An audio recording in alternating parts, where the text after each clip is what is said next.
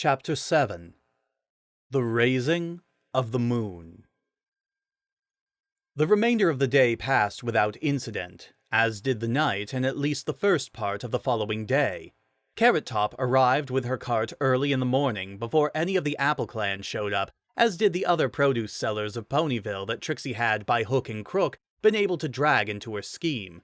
None of them seemed particularly confident, but Trixie managed to reassure all of them in various ways, mostly helped out by random ponies passing by who seemed confused as to what was happening, but when Trixie explained her intentions, at least put on a show of being happy to have more than just apples to eat tonight.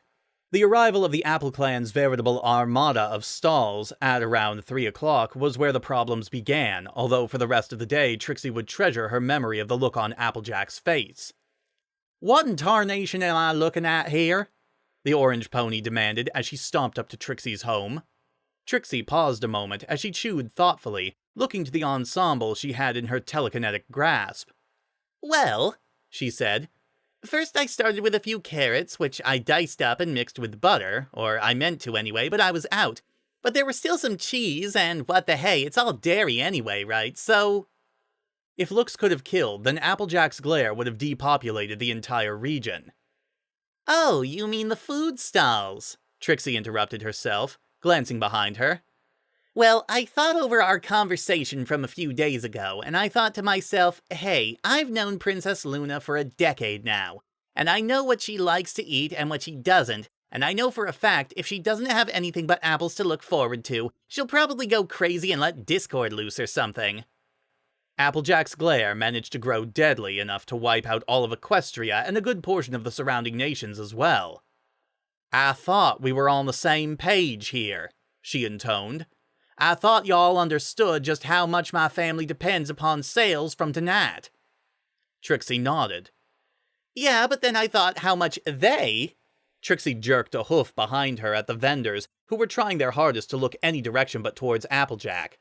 "Needed the bits as well." "But they weren't expecting none," Applejack exclaimed. "They get by just fine every year all the same. This ain't nothing but trampling all over centuries of Ponyville tradition." Trixie pulled out one of her most unpleasant smirks. "Applejack," she intoned, "are you worried that you can't compete?" The orange pony backed up several steps as though Trixie had struck her. "What?" she demanded. "My apples, my family's apples, are the best in Equestria. My family's recipes are the best." "But do we really know that?" Trixie asked as she tapped her two front hooves together. "Every year you get the 3 biggest holidays all to yourselves. Must be comfortable up there on the throne you've built from apple cores. Must be a scary thought of having to actually fight for your business." Applejack's glare returned with a force that could have knocked the sun and moon from orbit. "I think you may want to stop talking now," she said, ordered, in a low voice. Trixie obeyed, but her grin was loquacious to a fault. After a few moments of regarding it, Applejack trotted up to Trixie, her face getting very, very close to the unicorn's own.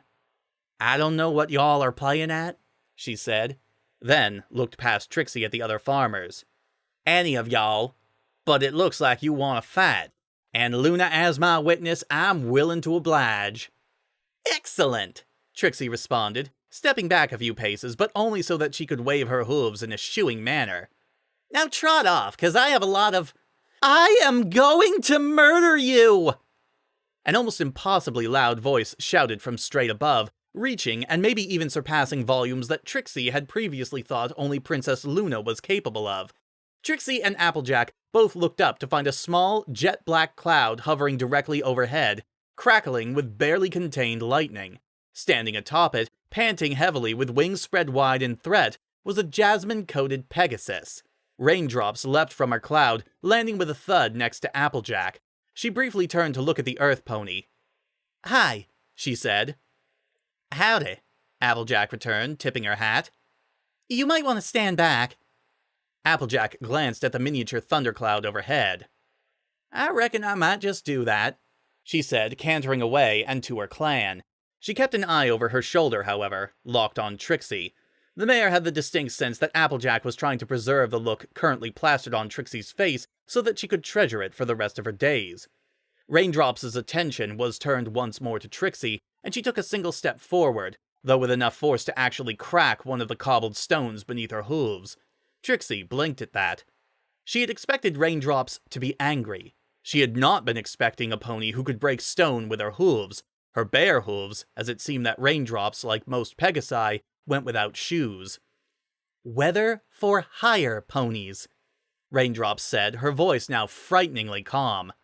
"I got up and brushed my mane and went to work this morning and found a dozen of these reprobates swarming my weather patrol station." "It's not really your—" "Don't care!" Raindrops exclaimed, taking another step forward. "Now, as it turns out, I happen to recognize one of them. Oh yes, I recognized him, and he's their leader, mind, of that group of... Words failed her for a moment before she could resume. He was kicked out of flight school. Not flunked out, not dropped out, kicked out. Do you know why, Trixie? Ask me why he was." Trixie didn't. Raindrops once again stamped a hoof and broke stone beneath her. "Ask me why, Trixie!" "Why?" the unicorn asked in a small voice. "It doesn't matter why. Pegasi, we're pretty rowdy as yearlings, and in Cloudsdale, that's always taken into account, so the kinds of things that would get some pony expelled from school down here would probably just get you a detention in Cloudsdale. So for him to do something so bad that it got him kicked out, it's a miracle he has any job at all.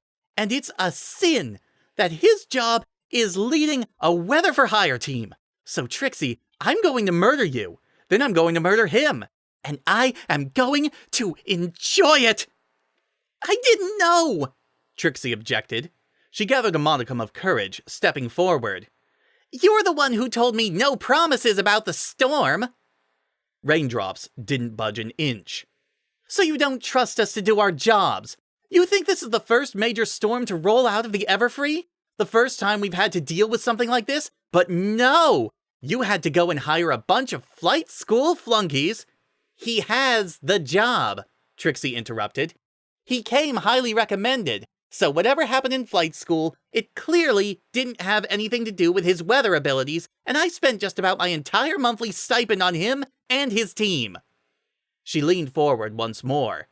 "You're the one who complained about missing your weather manager. I was just trying to help."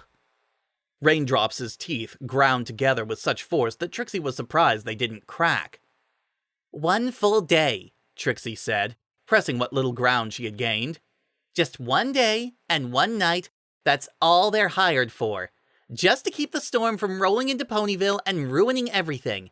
After that, they're gone." The jasmine-coated Pegasus leaned forward right up to Trixie's ear. "Sleep with an eye open," she intoned, before beating her wings, ascending slowly to her thundercloud and carting it off. Trixie watched her go, then let out a huge sigh of relief. From somewhere near the town hall, she heard chuckling that somehow managed to be accented with a country drawl, but chose to ignore it, and she turned back to her home. Carrot Top and the other ponies were staring at her. "What?" she demanded, stomping down the path that led from the street to her front door. "You have work to do! Get to it!" The last was punctuated by Trixie opening her door, stepping inside, and giving as hard a slam as she could manage. Despite being the culmination of 2 straight days of standing on the surface of the sun, the beginning of the twilight, about 2 hours later, was almost a relief. By now, the stalls had been set up, and several unicorns were working in concert surrounding the town center to create a bubble of warm air for the multitude of ponies that were even now making their way there. More than a few were surprised by the additional stalls from Carrot Top and the rest, but more than a few were happy to have more than just apples to eat, though the trust itself was cleaning up nicely regardless. As the sun began to approach the horizon, the pre-festival spirit was fairly high for most ponies. In addition to the food stalls, there were games of chance and skill, like hoof-throwing balls at a target or bobbing for apples, the latter surprisingly having been set up by some pony not related to the Apple Clan. There were several open areas where vinyl records were playing music for dancing. Trixie was paying attention to none of it. Earlier in the day, she had finally gotten around to seeing the mayor of Ponyville, formally introducing herself, presenting her credentials, engaging in light and friendly banter that served as a present temporary escape from the last few days, but most importantly of all, rushing through approval of a last-minute performance to be added to the longest night's retinue. Given that the music that was supposed to have been provided by Fluttershy was now largely absent and had to be provided by phonographs, it wasn't hard to arrange an hour-and-a-half break from the sometimes dubious quality records and instead put Trixie's scheme into full motion. That was for after Luna arrived, however. Right now, Trixie was standing in the crowd of hundreds of ponies inside the town hall. Warmer than the outside was, even with unicorn magic, albeit stuffier. Through a window, she could see a darkening sky, red and purple and not a cloud in the sky. Ringing the auditorium were Apple Clan stands, but more than a few ponies were carrying foodstuffs acquired from outside, from Carrot Top and the others as well. The decorations, despite Lyra's warnings, looked just fine. Not as fine as before, but they had been adapted to take the arts and crafts projects of the school foes into account. Rarity apparently deciding to spread them around throughout the auditorium to turn the place into almost an art gallery. And Lyra was with her mare friend Bonbon, dressed in a fine white and gold gown, and with lyres strung over her back, ready to play. Everything had worked out. Trixie was alone. This was a feat in and of itself, because she was, properly speaking, never more than 6 inches away from any pony. But it was as simple as that. She was alone, despite being in the middle of a crowd. She wasn't talking to any pony, she wasn't outside celebrating, she wasn't doing anything more than just sitting in the middle of an auditorium next to a dark blue Pegasus mare who was chatting amicably with a gray-coated Pegasus stallion. He looked like an off-duty royal guard, and doing little more than just counting down the minutes until Luna arrived and wondering how she had managed to, in a mere 2 days, get everything right and yet screw everything up at the same time. Trixie let out a long sigh. Whatever. That was the course of her life now, and nothing would change it. "Fillies and gentle colts!" a voice exclaimed. Trixie's reverie was interrupted at the sound, and she saw that the mare, an older earth pony with a beige coat, had made her way to the center of the stage and was trying to get every pony's attention. At great length, she mostly succeeded, though a few quiet conversations continued, including the unicorn and stallion sitting next to Trixie. "Fillies and gentle colts," the mare repeated. "I hope you're all having a good time so far. I hope you slept in this morning as well, because all the fun and games have only barely begun. The shortest day of the year is drawing to a close, and it is now time to truly begin celebrating the longest night." There were cheers and hoof stomps at that, but they were relatively subdued. Every pony knew, after all, what was coming next, and they wanted to get it as quickly as possible.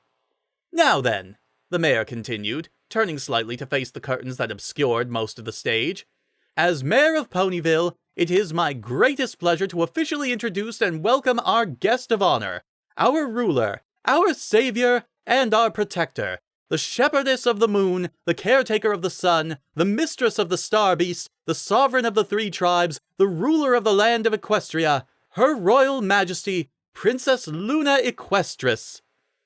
The curtains pulled back, revealing nothing. Technically untrue. There was some more stage, a wall, and another curtain that hid the backstage area. But as for the alicorn herself, totally absent. Some ponies gasped in horror. Some ponies sputtered in confusion. Some ponies simply stood stock still, completely dumbstruck. But the Pegasus pony standing next to Trixie had continued her low conversation as if nothing was wrong. A surprising oversight on her part, and one which utterly ruined her disguise. Trixie let out a long, low sigh, reached over and poked the pony next to her. The Pegasus turned in temporary confusion before her eyes widened. "Oh!" she said softly, beating her wings a few times and taking to the air, soaring over the stage and landing there. She turned to the mare. "My deepest apologies, mare," she said, and then turned to the confused Ponyvillians. "And to you all. This festival is delightfully distracting. Give me a moment to collect myself." There was a midnight-hued flash and a pop from somewhere in the crowd, and quite suddenly, standing next to the Pegasus, was her unicorn doppelganger, identical in every way except for the lack of wings and the presence of the horn. Following that, an earth pony, once more identical to the other 2 ponies, simply leapt on stage from where she had been standing in the crowd, more than a dozen feet away. The Earth Pony landed evenly and smoothly despite the impossible distance of the dead start jump, and as soon as the three were together, each began to glow with soft blue light. The Pegasus and the Unicorn moved first, turning to each other and simply stepping into one another, features becoming indistinct for several long moments before coming together once more, revealing that they had become as one, and also changed in appearance slightly. A longer snout, mane, and tail length longer, though still light blue and a somewhat more slender, delicate frame. The pony that had resulted had both wings and a horn. She didn't remain still for long, turning instead to the Earth Pony, who also stepped into the other pony. Once more they faded from clarity for a moment, but the single resultant pony was markedly different, taller than most stallions, frame still slender, but no longer delicate in appearance, instead more like that of a trained runner, with tight, well-worked muscles under her midnight blue coat.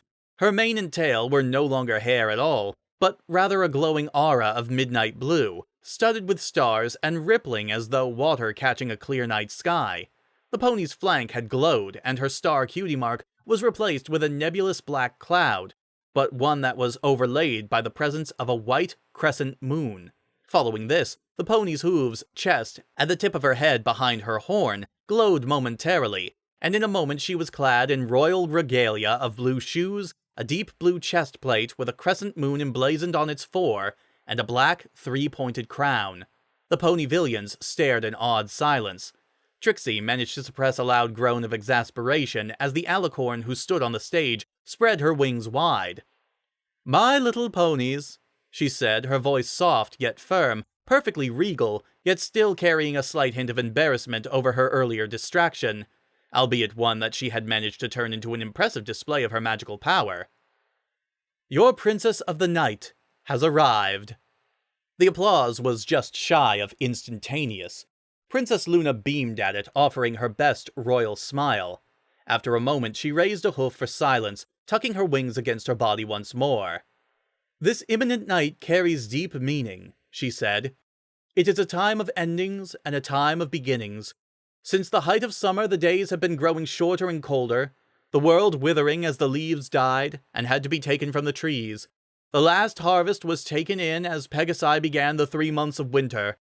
The first snowfall sealed the fields from the light of the sun and moon, and the cold hardened the ground and turned the water into ice. The old year is dying, and tonight it shall finally pass on, consigned to the realm of memory. But take heart, my little ponies. Though this year passes, a new one is to begin tonight. The days shall grow longer and warmer, the snow shall melt, the ground will soften, and the earth shall once more become receptive to your care, stronger and better for having had the winter time to rest. Tonight the old year dies, but we do not grieve for its passing makes way for the new year, and the endless possibilities that year contains." She smiled. "I walked among you tonight, disguising myself as a Pegasus and as a unicorn and as an earth pony. I spoke with many of you, danced with a few of you, shared food and drink and laughter. And from all this, my little ponies, from your character and your actions, I have reached a decision about this nascent incoming new year. It shall be a good one." The collected ponies looked amongst each other, smiling. More than a few were blushing furiously, likely being ponies that Luna had interacted with while in disguise, and even now mortified at the things they may have done or said, but happy nonetheless, for Luna, the princess, the shepherd of the moon, and the caretaker of the sun, had just blessed this new year due to their actions. Luna's smile never faltered. "Now then," she said, turning to look at a mint-green unicorn wearing a white and gold dress, and who was holding a lyre in her magical grip. "I believe a little music is in order for what comes next." Lyra stared blankly for a moment before realizing what Luna was asking. She nodded as professionally as she could before settling down into a position that looked back-breakingly uncomfortable to most ponies, hooves at the ready. At a nod from Luna, she began to pluck her lyre, horn glowing to amplify the sound, and to provide backup music despite the lack of a band. To Trixie's surprise, the sound that came out wasn't the national anthem at all, but was instead something far simpler in arrangement. Luna nodded approvingly before turning back to the ponies. "Close your eyes," she said as her horn glowed, and midnight energy washed from it like a wave over them. The ponies obeyed, and instantly they were no longer in the auditorium. They were outside, high above Ponyville, standing in the sky, as Luna spread her wings wide. Behind her, to the west, the sun slipped down beyond the horizon, the last of its light disappearing, and for a brief moment everything was utterly black.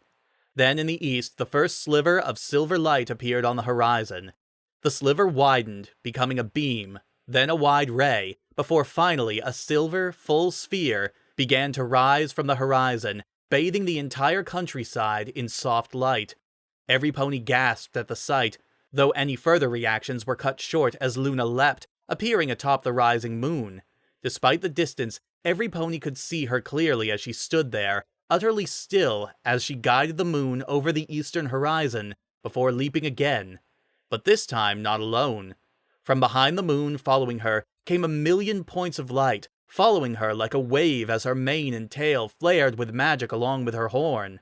Luna began dancing among the sky, hopping, skipping, twirling, and spinning, a deep, primal dance as the stars chased her across the sky. She would wave a hoof and string up dozens at a time, swing her mane and imprint them with the patterns of the familiar constellations. The stars would move of their own accord as well, twirling around her body as though trying to embrace her, and sometimes she would let them, holding them all close before releasing them against the sky once more. No pony knew exactly how long they watched Luna dance. Eventually, the stars following her began to thin out until finally, only one was left. This one she placed firmly above all the rest in the north, nuzzling it before drifting away, back to the awestruck ponies. As she landed, the ponies found the world fading back to normal. They were once again in the auditorium, just as Lyra brought the musical accompaniment of Luna's moonrise and star dance to a close. Silence prevailed for several long moments before Luna bowed, wings spread wide. That set off the Ponyvillians, and it was surprising that their entire town hall didn't come crashing down from the force of their hoof stomps. Luna smiled widely. Trixie, meanwhile, let out the exasperated groan she'd been holding back, since it wouldn't be heard over the sound of the ponies anyway. "Great," she said in a low voice as she turned around. "That's the act I have to follow."